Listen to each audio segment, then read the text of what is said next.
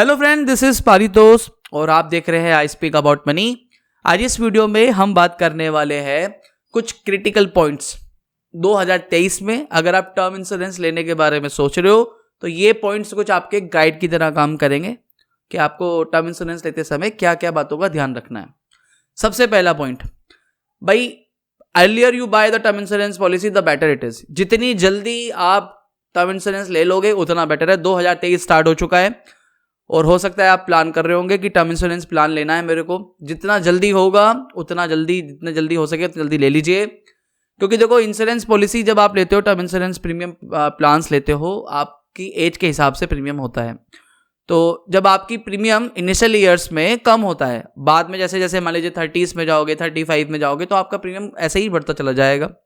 और ये प्रीमियम आपका लॉक्ड इन होता है फॉर द पॉलिसी पीरियड। मतलब अगर मान लीजिए मैंने 60 तक की पॉलिसी पीरियड लिया हुआ है तो 60 ईयर्स तक सेम प्रीमियम रहेगा, अमाउंट नहीं बढ़ेगा। तो जितना जल्दी आप ये पॉलिसी ले लोगे, टर्म इंश्योरेंस प्लान ले लोगे, आपका premium will remain the same for the policy period. आपका प्रीमियम लॉक्ड इन हो जाएगा। दूसरा है the buy the your term insurance policy until till your retirement as.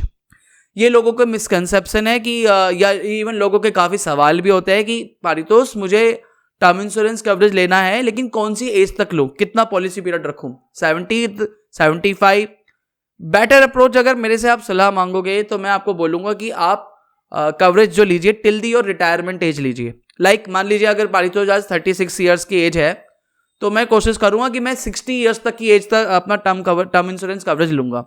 देखो यार, 60 यानी रिटायरमेंट के बाद आपकी फैमिली फाइनेंशियली आप पे डिपेंडेंट नहीं रहती है, तो Y would I pay extra premium to the company. मैं क्यों पे करूँगा? एंड इवन इनफैक्ट इस रिटायरमेंट प्लानिंग में मेरे पास मैं रिटायरमेंट प्लानिंग भी कर रहा हूँ, तो रिटायरमेंट के बाद मेरे पास एक कॉर्पस भी होगा जिसको मैं यूटिलाइज कर सकता हूँ, मेरी फैमिली यूटिलाइज कर सकती है। तो रिटायरमेंट एज तक कवर ले लीजिए, वो काफ़ी होगा। तीसरा पॉइंट है गाइस कि don't get mislead by the ये पर डे प्रीमियम वाले प्लान्स जो गिमिक्स है, मार्केटिंग गिमिक्स है। आप देखोगे गूगल पे टाइप करोगे, आप देखोगे काफ़ी सारी इंश्योरेंस कंपनी आजकल कैंपेन चला रही है, 15 rupees per day, 250 rupees per month. All these are useless. आपको इससे कोई फर्क नहीं पड़ता कि 15 रुपये पर डे दे रहे हैं, 450 रुपीज़ पर डे दे रहे हैं। आइडियल अप्रोच होगी कि आप ये कंपेयर कीजिए कि साल का प्रीमियम मैं कितना पे कर रहा हूँ। अगर आप ये मंथली और डेली वाले स्कीम लोगे तो यार देखो, डेली अगर आप ये आपके अकाउंट से डेबिट हो रहा है पैसा, अगर इनकेस ऐसा आपको मिल रहा है ऑप्शन, तो यार उसमें कई बार चांसेस ऐसे होते हैं कि आपकी पॉलिसी आपसे वो पे करने को रह गई और टर्मिनेट हो गई। अगर लगातार 2-3 महीने आप प्रीमियम नहीं पे करोगे तो आपका प्रीमियम पॉलिसी टर्मिनेट हो सकता है। तो बेटर होगा कि एक normal simple plain vanilla plan लीजिए कि लाइक टिल दी एज आपका नॉर्मली ये ईयरली प्रीमियम पे करूंगा। कंपेयर कीजिए प्लान्स को कि कितना प्रीमियम जा रहा है मेरा। आइडियली जो एक अच्छी खासी इंश्योरेंस कंपनी हो, प्रीमियम भी कम हो, उसके साथ चाहिए। इनफैक्ट इवन आपको काफ़ी सारे ऑप्शंस दिखेंगे कि टर्म इंश्योरेंस कवरेज में 10 ईयर्स पे कीजिए, 20 ईयर्स तक का आपको कवरेज मिलेगा, मंथली पेमेंट भी मिलता रहेगा। ये सारे यूजलेस है आप लोगों के लिए। एक जो प्लेन वेनिला जो एक नॉर्मल प्रोडक्ट है, आपको टर्म इंश्योरेंस कवरेज वही लेना चाहिए कि मैं 10 साल पे करूँगा और वो इतने हर साल प्रीमियम पे करूँगा, उसके बाद मेरे को मिल जाएगा। तो ये बाकी जितने भी ऑप्शंस है, वेरिएंट्स है, उससे बेटर होगा कि एक नॉर्मल सिंपल प्लेन वैनिला जो टर्म इंश्योरेंस कवरेज है वो लीजिए। Don't by single plan policies. अब देखो, ये मैं आपको अपने एक्सपीरियंस से बताता हूँ। कई बार होता है आप बैंक में विजिट करते हो या इंश्योरेंस एडवाइजर से सलाह मांगते हो, तो इंश्योरेंस एडवाइजर बोलेगा सर आप टर्म इंश्योरेंस प्लान लेने के बारे में सोच रहे हो, एक काम कीजिए, एक 1 टाइम पॉलिसी ले लीजिए, आपको हर साल प्रीमियम पे करने की जरूरत नहीं पड़ेगी, एक साथ सारा प्रीमियम पे कीजिए और वो आपको बेनिफिट मिल जाएगा, डिस्काउंट मिल जाएगा। जो भी रीज़न है, कुछ ऐसा किस तरीके से बात बोलेंगे। एक बात बताता हूँ ऐसा क्यों बोला जाता है। मैं खुद बैंकिंग बैकग्राउंड से हूँ। I have 10 years of experience in the banking in the wealth management. तो मैं इसलिए बता रहा हूँ आपको। देखो, इंश्योरेंस में जब कोई भी किसी भी तरीके का इंश्योरेंस होगा, टर्म प्लान हो, एंडोमेंट हो, यूलिप हो, उन सब में कमीशंस इन्वॉल्व होते हैं। बैंकर को बेसिकली टारगेट होता है कि इतना इंश्योरेंस का लेना है। हर तरीके के वहाँ पे जितने भी एम्प्लॉय सबको होता है नॉर्मली, चाहे वो RM हो, चाहे वो वेल्थ RM हो, चाहे इवन ब्रांच मैनेजर हो, तो वो आपको इंड्यूस तो डेफिनेटली करेंगे कि आप ज़्यादा प्रीमियम पे करो, क्योंकि हर जितना भी वो आपको ईयरली प्रीमियम लेते हैं उसमें उनका कुछ कमीशन होता है। तो जैसे टर्म इंश्योरेंस कवरेज की बात करूँ तो उसमें 18% 20% कमीशन लगभग होता है, चाहे वो फिर ऑनलाइन पोर्टल से खरीद रहे हो वहाँ पे भी होता है। तो आप 10,000 रुपये में 18% पे कर रहे हो तो उनको उतना मिलेगा, और अगले साल से सेकंड ईयर से वो प्रीमियम कंपेयर थोड़ा कम होता है। सेकंड ईयर से अगर आप प्रीमियम पे करते हो तो उसमें आई थिंक 5-6% का कमीशन होता है। लेकिन ये वो कोशिश करता है कि आप एक साथ पेमेंट दे दो, मान लीजिए 10 लाख रुपए 5 लाख रुपए, तो उसमें भी 18-19% का कमीशन हो जाएगा। तो ये हमेशा वो कोशिश करेंगे कि आप एक वन टाइम पेमेंट प्लान खरीदिए।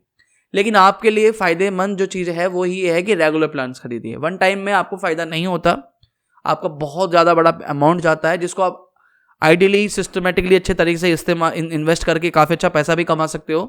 मतलब आपने जो भी एक्स्ट्रा प्रीमियम आप एक्स्ट्रा पे कर रहे हो उसको अगर आप इन्वेस्ट कर दोगे तो उतने ही पर्टिकुलर पीरियड में, आपके पॉलिसी पीरियड में, वही पैसा जो आप टर्म इंश्योरेंस के प्रीमियम में पे करते हैं वो वापस हो जाता। तो बेटर होगा कि आप रेगुलर प्लान्स लीजिए। अगला आता है sir, don't get over excited by term insurance Riders. बहुत ज़्यादा एक्साइटेड हो जाते हो ना टर्म इंश्योरेंस राइडर्स सुन के। बहुत अलग अलग तरीके के राइडर्स भी मिलेंगे, waiver of premium, personal accident death benefit, disability, ये सब इतने सारे राइडर्स मिलेंगे। आप देखिए कि आपकी ज़रूरत है क्या उन राइडर्स की। अगर आपको उन राइडर्स की ज़रूरत नहीं है तो आप उनको अवॉइड कर सकते हो। अब जैसे पारितोष एक फ्रीलांसर है, यूट्यूबर है और कंटेंट क्रिएटर है। मैं घर से बैठ के अपनी कंपनी रन करता हूँ, ठीक है। तो मेरे को बाहर ज़्यादा जाने की ज़रूरत पड़ती नहीं है। तो मेरे को नहीं लगता कि मेरे को एक पर्सनल एक्सीडेंटल डेथ बेनिफिट लेना चाहिए। और इनफैक्ट आजकल तो आप अगर डेबिट कार्ड खरीदते हो किसी बैंक से तो वहाँ पे भी आपको personal accidental death benefit free में मिलता है। तो अलग से इस तरीके के राइडर्स लेने की कोई खास वजह नहीं होती। इनफैक्ट इसकी वजह से प्रीमियम बढ़ता है। बेटर होगा, जैसे मान लीजिए आपको क्रिटिकल इलनेस राइडर लेना है तो ये बेटर होगा कि क्रिटिकल इलनेस राइडर आपको इन बंडल प्रोडक्ट के साथ ना लेके अलग से ले लीजिए अगर आपको जरूरत लगती है। वो सस्ते होंगे। अगर आप किसी टर्म इंश्योरेंस का पॉलिसी से के साथ में कंबाइन करके क्रिटिकल इलनेस राइडर लेते हो वो महंगे होंगे। वही क्रिटिकल इलनेस राइडर उससे ज़्यादा कम सम एश्योर्ड का अमाउंट आपका अलग से लेते हो वो सस्ता होगा। अगर आपको जरूरत पड़ती है वो अलग से लीजिए। बाकी राइडर्स का कोई एक्साइटेड मत होइए कि हाँ मेरे को कोई राइडर मिलेगा तो मेरे को उसका बहुत ज़्यादा फायदा होगा, उससे फ़ायदा नहीं होगा। आप अवॉइड कीजिएगा अगर कर सकते हो। और अगर आपको लेना है तो जितनी ज़रूरत हो उतना ही राइडर लीजिए। By the basic version of term insurance plan. मैं बता था ना आपको कि बहुत सारे वेरिएंट्स मिलेंगे आपको इंश्योरेंस प्लान्स में। हर इंश्योरेंस कंपनी अलग अलग तरीके के प्लान, 10 साल प्रीमियम पे कीजिए, 20 साल तक आपको मंथली पेमेंट मिलेगा, लाइफ टाइम मिलेगा, अलग अलग तरीके के मिल रहे हैं। ये प्रीमियम बैक पॉलिसी, ये सब चीज़ें भी मिल रही है। अवॉइड कीजिए, इससे ना आपको कोई फायदा होने वाला है, इससे सिर्फ आपका प्रीमियम ज़्यादा जाएगा अगर आप इसको कैलकुलेशन लेके बैठोगे, ठीक है। इसमें ना ही कोई फायदा है आपको, ना ही इसमें आपको एक IRR के हिसाब से अगर देखोगे वो भी बेनिफिट नहीं है। आप अगर इसको एक्सेल पे कैलकुलेट करके बैठते हो, आप प्लेन वैनिला जो सिंपल प्लान्स है वो लीजिए कि मुझे हर साल इतना प्रीमियम पे करना है, till the age of retirement मैं ये पे करूँगा, ये प्रीमियम मुझे बाद में वापस नहीं मिलेगा। इतना ही जो सिंपल प्लेन वैनिला प्रोडक्ट है उसमें जाइए। बाकी जितने भी प्लान्स होते हैं अवेलेबल उनमें सिर्फ और सिर्फ आपका प्रीमियम ज़्यादा जाता है, उसमें आपको फ़ायदा नहीं मिलता। Tell them if you are a smoker और एल्कोहलिक। भाई देखो कई बार ऐसा होता है कि आप स्मोकिंग करते हो तो आपकी जिम्मेदारी बनती है कि जब अगर आप टर्म इंश्योरेंस लेने के बारे में सोच रहे हो, 2023 में लेने वाले हो, तो आप ये बताइए उनको कि हाँ मैं स्मोकर हूँ। आप वो इन्फॉर्मेशन छुपाइए मत, एल्कोहलिक हूँ बताइए। उससे हो सकता है थोड़ा सा प्रीमियम बढ़ जाए आपका, क्योंकि वो because of the risk factor की वजह से प्रीमियम बढ़ जाता है। बट लेकिन आप ये जस्ट सोचिए कि आप टर्म इंश्योरेंस ले रहे हो, आप 20 साल 30 साल प्रीमियम पे कर रहे हो, आपने इन्फॉर्मेशन छुपाई आपने इंश्योरेंस कंपनी से, जब जरूरत पड़ रही है आपके फैमिली को तो वो क्लेम रिजेक्ट हो गया। तो इस तरीके के सरप्राइजेस ना मिले तो बता दीजिए। Don't hide your health information और फैमिली हिस्ट्री। कोई भी अगर ऐसी इन्फॉर्मेशन है जो आपको आपके इंश्योरेंस कंपनी को बतानी चाहिए, फैमिली से रिलेटेड हेल्थ इशू है कोई या कुछ भी ऐसा है वो आपको बताना चाहिए, उसकी वजह से भी क्लेम रिजेक्ट हो सकता है। Don't take small insurance coverage. आजकल ये एक फैशन सा बन गया है, 10 लाख 20 लाख 30 लाख, आप देखोगे आजकल 1 करोड़ का टर्म इंश्योरेंस कवरेज। भाई छोटा टर्म कवर क्यों ले रहे हो आप? अगर आप देखिए कि आपकी जरूरत कितनी है, अपनी जरूरत के हिसाब से लीजिए, आपकी लायबिलिटी को कंसिडर करते हुए लीजिए इंश्योरेंस कवरेज। मैं एक एग्जांपल से बताता हूँ। मान लीजिए पारितोष के ऊपर एक पारितोष ने होम लोन लिया हुआ है 50 लाख रुपए का, प्लस अब ये 50 लाख रुपए की मेरी फैमिली पे लायबिलिटी है इफ मैं नहीं हूँ तो आपको कैसे प्लान करना है। और मान के चलिए कि मेरी 50,000 रुपये का मंथली एक्सपेंसेस है और 10 लाख रुपए का मेरा साल का पैकेज है, साल का मैं कमाता हूँ 10 लाख रुपए। तो एक छोटा सा बेसिक थंब रूल बता रहा हूँ आपको, हालांकि एक्सेल पे करना चाहो तो कर सकते हो, लेकिन एक बेसिक थंब रूल है जिसको आप फॉलो कर सकते हो। 50 लाख रुपए की लाइबिलिटी प्लस जितना भी मंथली एक्सपेंसेस हो 300 से मल्टीप्लाई कर लीजिए, बैठा 1.5 करोड़ रुपए का अमाउंट, प्लस जो भी आपका एक ईयरली पैकेज है उसको 3 से मल्टीप्लाई कर लीजिए, बैठा 30 लाख। तो ये बैठा आपका 2 करोड़ 30 लाख। यानी मेरी इस जरूरत के हिसाब से अब मेरे को 2 करोड़ 30 लाख रुपए के करीब का इंश्योरेंस कवरेज होना चाहिए। थोड़ा 15-20 लाख रुपए एक्स्ट्रा हो जाएगा, इट्स ओके, कम नहीं होना चाहिए। आपके ऐसा नहीं हो कि आपकी फैमिली पे जरूरत पड़ रही है ज़्यादा पैसे की, लोन आप लेके बैठे हो और आपका इंश्योरेंस कवरेज लेके बैठे हो कम, उससे फ़ायदा क्या होगा? आप इतना मेहनत करके इतना प्रीमियम पे करोगे और वो ज़रूरत पूरी नहीं कर पा रहा, तो आपको कंसिडर करना होगा हर चीज़ें कि लाइबिलिटी कितनी है, मंथली एक्सपेंसेस कितना है, उसके बेसिस पे तय कीजिएगा। और ये जो मैंने थंब रूल बताया इसको आप अप्रोच कर सकते हो। Don't forget adding nominee name. Nominee name जरूर होना चाहिए इंश्योरेंस कवरेज में। इंश्योरेंस पॉलिसी ले रहे हो, नॉमिनी नेम डेफिनेटली होना चाहिए। कोशिश कीजिए कि नॉमिनी नेम आप अपनी वाइफ को या अपने, अगर आपके घर में मतलब इफ़ यू आर मैरिड तब अपनी वाइफ को बना सकते हो, आपके बच्चे हैं तो आप उनके बच्चे को नॉमिनी बना सकते हो। In case if you are not married, आप इनिशियल एज में लेते हो तो आप पेरेंट्स को बना लीजिए, लेकिन बाद में जाके जैसे ही आप मैरिड होते हो तो अपने नॉमिनी को चेंज कर लीजिए, तो ये बेटर होगा। लेकिन ये ध्यान रखिए कि नॉमिनी आपके इंश्योरेंस पॉलिसी में डेफिनेटली होना चाहिए। नॉमिनी को करना ऐसा नहीं है कि नॉमिनी बाद में कर लेंगे, नहीं, नॉमिनी जिस समय आप इंश्योरेंस पॉलिसी ले रहे हो नॉमिनी डेफिनेटली ऐड कीजिए। अदरवाइज बाद में भी हालांकि आप नॉमिनेशन का फॉर्म चेंज करके फिल करके नॉमिनी ऐड कर सकते हो, लेकिन आपके प्लान में नॉमिनी होना चाहिए। और नॉमिनी के साथ में मैं एक चीज़ और बता दूं गाइस कि जो कई बार होता है कि एक जब आप इंश्योरेंस प्लान लेते हो तो आपको एक बेनिफिट मिलता है MWP एक्ट का।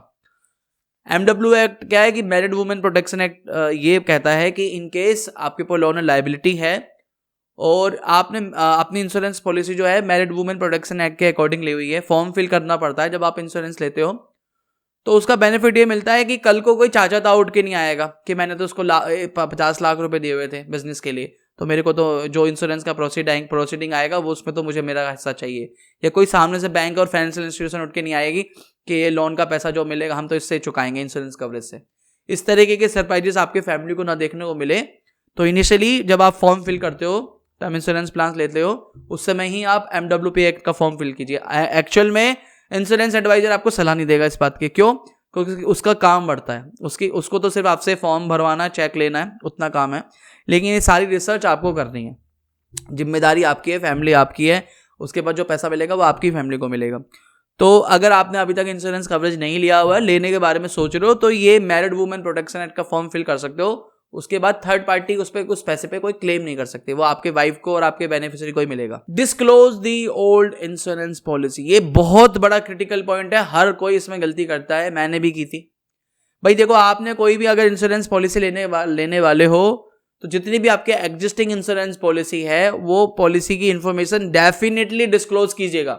ये भी एक रीजन है as per the IRDAI norms कि अगर आपने अपनी पुरानी इंश्योरेंस पॉलिसी डिस्क्लोज नहीं की है नई पॉलिसी में तो आपका क्लेम रिजेक्ट हो सकता है। तो चाहे आपके पास इंडोमेंट प्लान हो, यूलिप हो, कोई सा भी प्लान हो, चाचा ताऊ ने किया वो आपके LIC कर रखी हो, लेकिन उसमें भी आपको टर्म इंश्योरेंस कवरेज मिलता है, तो आपको ये इन्फॉर्म करना चाहिए कि मेरे पास कौन सी पॉलिसी है। उसकी वजह से आपको जो प्रीमियम का अमाउंट है वो एडजस्ट होता है और एडिशनल आपको इंश्योरेंस कवरेज मिलता है। तो ये जितनी भी आपकी ओल्ड इंश्योरेंस पॉलिसीज है उनका जितना भी आपका डिटेल्स है वो आपको बताना चाहिए।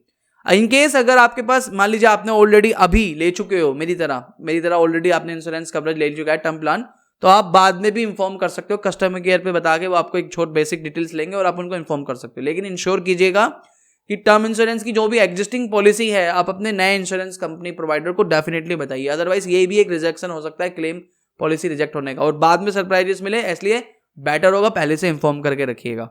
2 पॉइंट्स बचे। देखो गाइज, सबसे पहला इसके अब जो लास्ट 2 पॉइंट है वो ये है कि अब हमें इंश्योरेंस पॉलिसी खरीदनी है, टर्म इंश्योरेंस कवरेज लेना है, कौन सी कंपनी से ले। देखो इसमें कोई फर्क नहीं पड़ता, आप HDFC से लीजिए, ICICI से लीजिए, टाटा से लीजिए, कोई बहुत बड़ा मेजर डिफरेंसेस नहीं है। क्लेम सेटलमेंट रेशो का डिफरेंस है बहुत, लेकिन लगभग आजकल सभी के सेम है, कोई ज़्यादा डिफरेंसेस नहीं है। कोशिश कीजिए कि किसी बड़ी कंपनी के साथ में जाइए, किसी बड़े ब्रांड के साथ में जाइए। मान लीजिए जैसे पारितोष ने आज ICICI का टर्म इंश्योरेंस कवरेज लिया हुआ है, अब 5 साल के बाद मैं ये तो नहीं बोलूँगा ना कि नहीं यार आप तो मुझे HDFC का लेना चाहिए, ICICI का बंद कर दूंगा, तो मैं ICICI का छोड़ के HDFC की तरफ नहीं जा सकता।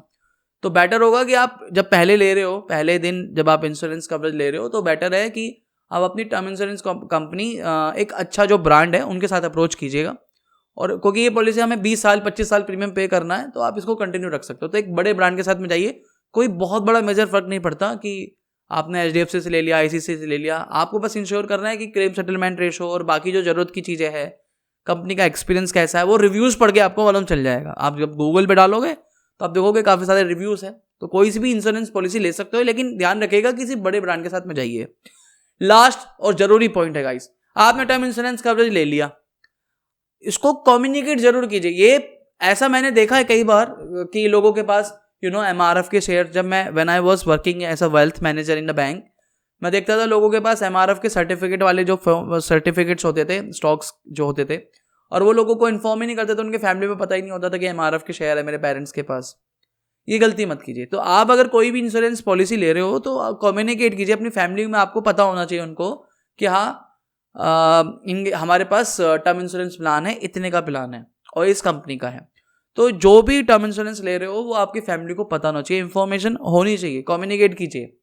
तो ये कुछ जरूरी पॉइंट्स है, कुछ क्रिटिकल गाइड्स हैं, इन पॉइंट्स पर आप टिक कीजिए। जब अगर आप 2023 में टर्म इंश्योरेंस लेने के बारे में सोच रहे हो तो इन पॉइंट्स का ध्यान रखिएगा कि ये कुछ पॉइंटर्स हैं जो आपके लिए काफ़ी हेल्पफुल है। और आई होप इस वीडियो से आपको काफ़ी हेल्प मिलेंगी। अगर वीडियो से अच्छी लगी तो वीडियो लाइक का बटन लाइक जरूर कीजिएगा, चैनल सब्सक्राइब कीजिएगा और इस वीडियो को ज़्यादा से ज़्यादा लोगों को शेयर कीजिएगा। हम मिलते हैं फिर एक और नई वीडियो में नए टॉपिक के साथ, तब तक धन्यवाद। वंदे मातरम।